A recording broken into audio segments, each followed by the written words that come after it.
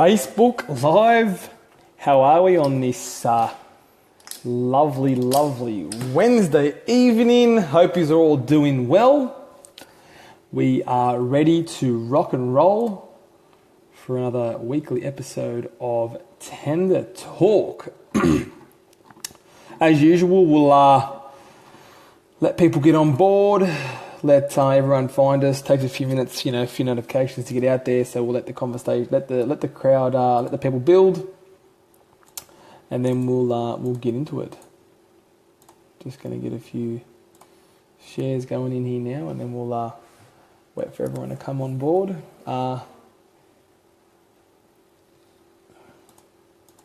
Let me know where you're watching from, what you're up to. How did your Tuesday go? I know it was a bit wet outside, so did you get rained out? How's work?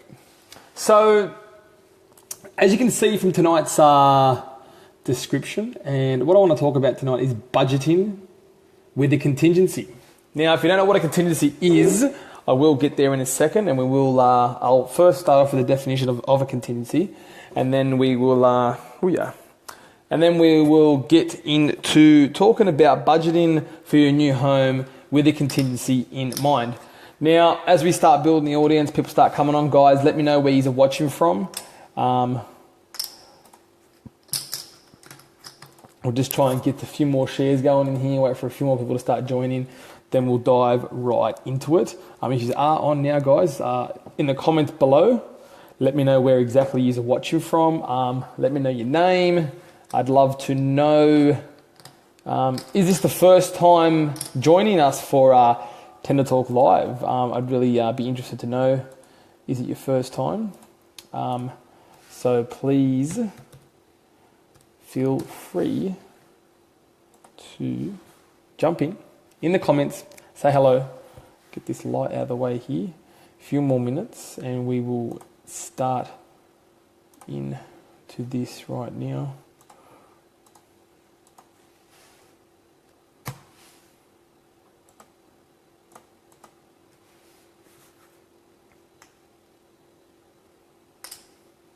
Okay, so contingencies. Now, first things first, let's start off with a definition of a contingency. Now, I'm going to read this straight off Google, so it's pretty easy, pretty clearly to understand. So a contingency, you know what? Let's flip it. Here it is here, a contingency, right there. A future event or circumstance which is possible but cannot be predicted with certainty. That is the definition of a contingency. Now, if you have missed that definition, we'll come back to it later. But a contingency. So, budgeting for your new home. Now, a lot of the times these days, people get their budget for a home, and let's say, for example, let's use a figure of say $300,000. General figure that people may budget for their new home. Guys, if you are joining us right now, feel free to say hello. I'd love to know where you're watching from. Give me a like, give me a share. If it is your first time joining us for Tender Talk, I'd love to know where you're from. Please do say hello. I'm interested to meet new people and see who is watching and joining us. And if you have any questions also, leave them in the comments below, or any feedback that you've had with this experience with this exact thing. So, budgeting with a contingency. Now, I know a lot of people say, we have a budget and we need to stick for it. Blakey boy, how are you, brother? Thank you for joining. Now, I know a lot of people, always say that they have a budget and they want to stick to the budget. Now, unfortunately, the fact of the matter is that sometimes when building a new home, there's just things that are unforeseen and can't plan for. So this is why building in a contingency plan into the budget is always a great idea. Now, let's say, for example, we're sticking with a budget of $300,000. Now, you could have a 10, 15, 20% contingency, but let's just call it, say, 10%. So potentially an extra $30,000. I know it may seem like a lot of money, but, if you do factor this in right from the get-go, it could work in your favor for a number of reasons. Now, First reason here is if potentially do things arise during the course of building, during the course of finding the builder, during the course of picking all your materials, picking all your colors, like all this time, a lot of time can pass. So things can arise. So having this up your sleeve is always a good little backup plan for yourself, because nothing worse than putting the extra pressure on yourself than having to find that extra $2, $3, $4, $5,000 here, $10,000 there, a couple of $1,000s there. It can put a little bit of unnecessary pressure on you during the journey. So guys, coming in now, I know a lot of new people coming in. We are talking about budgeting with a contingency. So if you are just joining me, I'd love for you to say hello. I'd also love to know if it's your first time joining me for Tender Talk. My name is Daniel Simone, and what we do here every Tuesday night, 8 o'clock, we pick a topic and we have a discussion about it.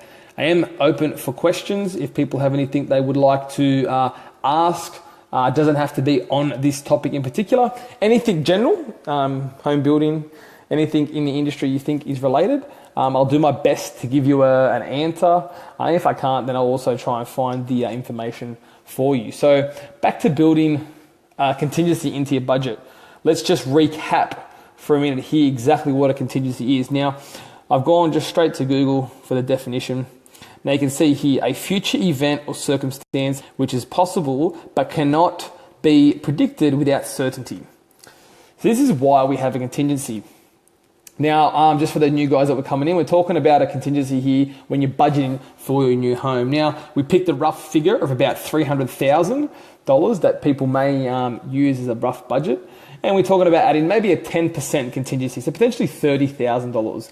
Now, I know this may seem a lot, but as these minor things arises, you might have an extra $1,000 or $2,000 to pay for something here, an extra $1,000 or $2,000 to pay for something there.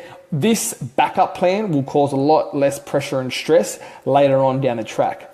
And then also a benefit too, let's say, for example, you have a contingency that you don't use. Well, there's always a bit of extra money because, people budget for their new home, but they may tend to always forget a thing, like you do have to move in to your brand new home. So, there are things that you need to be done. You got to move in there. You may not have furniture. This may be your very first new home. So there may be furniture you have to buy. And at the end of the day, if you have money left over from your contingency, we can always buy a brand new TV and get it mounted to the wall. So, just a bit of a recap here as we get a few new folks joining us. We are talking about budgeting with a contingency. If you are watching right now, I'd love to know how you budgeted for your project. Any tips you can give other people. Did you have a contingency allowance in your budget? Did you potentially could have used a contingency when you built your new home? Is this something that would have been of great use to use during the construction of your new home? I'd love to hear your stories. I'd love to know your thoughts on this topic and if a contingency would have helped you out during the build process. Now, I know a lot of you may be thinking, we do get fixed prices. We do all the certainties to take sure that all the uncertainties are taken out of the build process. But the fact of the matter is, especially with unregistered land and, dates being pushed out a long way away, when you're talking about land registration being a year away, potentially builders not being able to get on site, not being able to do contours and levels and soil testing. So potentially you may get a fixed price except for things that the builder may not know. So it's a bit hard being stung with. After the fact of the matter is you need to have potentially deeper drop edge beams, upgraded slab, extra piering, dirt removal, a bit of cut and fill. So these are all things that potentially you could be having in your contingency just there as a backup, just to be safe, instead of putting the extra pressure along you on the journey. And like I said, if you don't use it, you got a bit of extra spending money for some furniture or potentially even a nice little holiday at the end of the building project. Well, the hair's going a bit everywhere here. So guys, thanks for joining me on tonight's episode of Tender Talk. I do appreciate you guys taking the time to join me here as my hair stops in the corner. I do appreciate you guys taking the time. What I want to do here every Wednesday night is want to build a bit of a group. I'd love for you to start leaving me some questions, any comments or anything that you feel that, you want to have input on this topic. Doesn't have to be this topic in particular. Any sort of questions you do have, if you know anyone who would be interested in this topic or in any of the things that we do talk about here on Tender Talk, then definitely tag them in the comments below, or you can leave me a comment and we will start. Guys, if you have, I know, I might have to head down to the man cave at Oran Park, get myself a bit of a snip.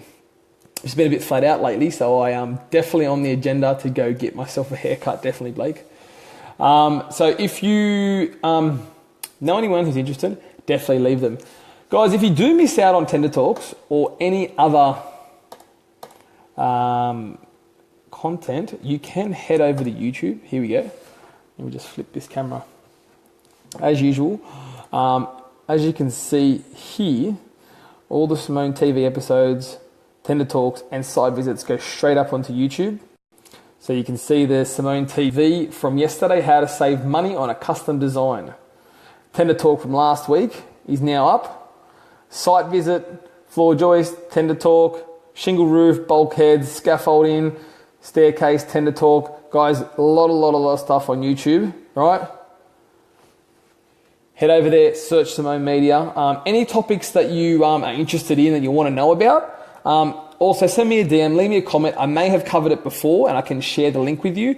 But if I haven't covered it in a video or a blog post or anything like that, then I'll definitely look to covering it in weeks to come. All right, guys, thanks for joining me on tonight's episode of Tender Talk. I appreciate your time and attention. See you next week. Bye for now.